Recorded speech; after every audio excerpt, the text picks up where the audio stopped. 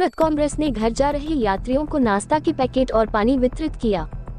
इस समय Udhna railway station पर घर जा रहे यात्रियों की भारी भीड़ है। यात्रियों को घर जाने के लिए 20 घंटे से ज्यादा समय तक कतारों में खड़ा रहना पड़ रहा है। यात्रियों की स्थिति को देखते हुए सूरत शहर के कांग्रेस नेताओं ने नाश्ता के पैकेट और पानी वितरित किए। आरोप है कि यात्रियों को हर तरह की सुविधाएं देने की बात करने वाली व्यवस्था नाकाम हो गई है। दिवाली के मौके पर घर जा रहे यात्री घंटों कतारों में खड़े रहने को मजबूर हैं। दिवाली की शुरुआत से ही यूपी और बिहार से घर जा रहे यात्रियों की लंबी कतारें लगी हुई हैं। कांग्रेस नेताओं का आरोप है कि व्यवस्था द्वारा उचित सुविधाएं प्रदान नहीं की गई हैं। पूर्व ZRUCC सदस्य और सूरत शहर के पूर्व कांग्रेस अध्यक्ष धनसुख भाई राजपूत के नेतृत्व में भोजन के पैकेट और पानी वितरित किए जा रहे हैं। ताज़ा खबर देखने के लिए देखते रहे स्टार न्यूज नेटवर्क। जय हिंद, जय भारत।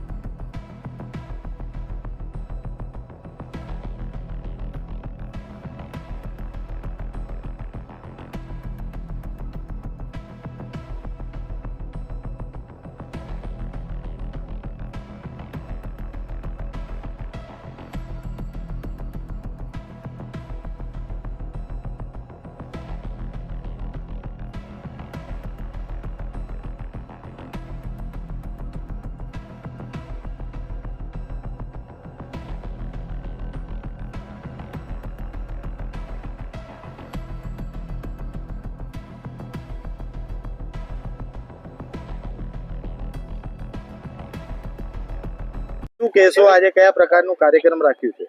સુરત શહેર કોંગ્રેસના તમામ આગેવાનો, અમારા સાથી અશોકભાઈ, અવધેશભાઈ, કલ્પેશભાઈ બારોટ જે ZRUCCના મેમ્બર છે, રેલવેથી ખૂબ જોડાયેલા છે.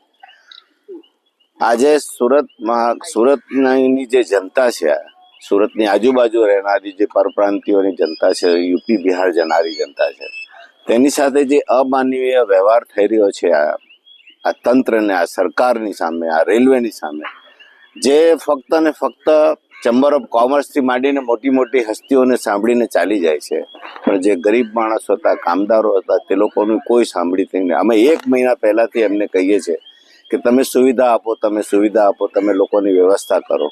આટલી મોટી સંખ્યામાં લોકો જાય છે, પરંતુ આ બહેરા કાન આગળ કોઈ જાતની અમારે આ સામાન્ય માણસની કોઈ સાંભળવામાં આવ્યું નથી, એની કોઈ દરકાર કરવામાં આવી નથી. ફક્ત ને ફક્ત આપ જોઈ શકો છો કે મતની લાલચ છે, એ લોકોએ મોટા મોટા હોર્ડિંગ્સ લગાવ્યા છે, પણ એ લોકોને વ્યવસ્થા જેવી કોઈ વસ્તુ નથી. આપ જોઈ શકો છો કે આ રસ્તા પરથી જાનવર પણ ના આવી શકે તેવા રસ્તા પરથી ગરીબ માણસો આવશે ને આ કામદારો જશે. આનો અમારો ખૂબ ગંભીર વિરોધ છે. અમે કંઈ કરી શકતા નથી, પણ 14 કલાક, 15 કલાક, 24 કલાકથી પોતાના ઘર બહાર છોડીને જે લોકો જાય છે તેને એક ટોકન રૂપે સરકારની આંખ ખોલવા માટે એક વ્યવસ્થા બનાવી છે કે સરકાર આ બાબતમાં વિચારે કે જે લોકોને 24 કલાકથી બેસાડી રાખો છો તેની પણ આવી કોઈ વ્યવસ્થા કરે કે એ લોકોને જમવાનુંથી પાણીથી માંડીને બધી વ્યવસ્થા કરે. આ એક ટોકન રૂપી છે, સરકારનું ધ્યાન દોરવા માંગીએ છીએ. જી શું કહેશો, આજે કયા પ્રકારનું કાર્યક્રમ રાખ્યો છે? જે રીતે યુપી બિહાર જતા યાત્રીઓને જે મુશ્કેલી પડી રહી છે, સરકાર સંપૂર્ણ માનવતાહીન સરકાર છે.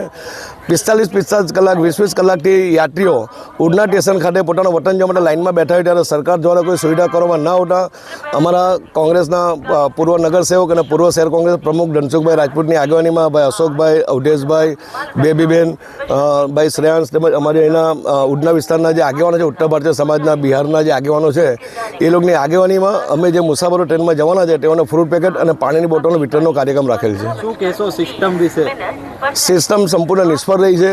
પ્રશાસન ભાજપાના નેતાઓની સુરક્ષામાં અને એમની સેવા ચાકરીમાં લાગી છે ત્યારે પ્રજા ખૂબ જ બેહાલ થઈ રહી છે. ત્યારે સુરત શહેર કોંગ્રેસ અમારા આગેવાનો નક્કી કર્યું કે ભાઈ આપણે આ જે યાત્રીઓ 24 કલાકની મુસાફરી કરીને પોતાનું વતન જવાના છે અને 45 કલાકની ઉડના સ્ટેશન પર ટ્રેનની મુસાફરી કરવા માટે બેઠા હોય ત્યારે એ લોકોને ફ્રૂટ પેકેટ અને પાણીની બોટલનું વિતરણ કરવાનો કાર્યક્રમ અમારા આગેવાનોની ઉપસ્થિતિમાં રાખેલ છે.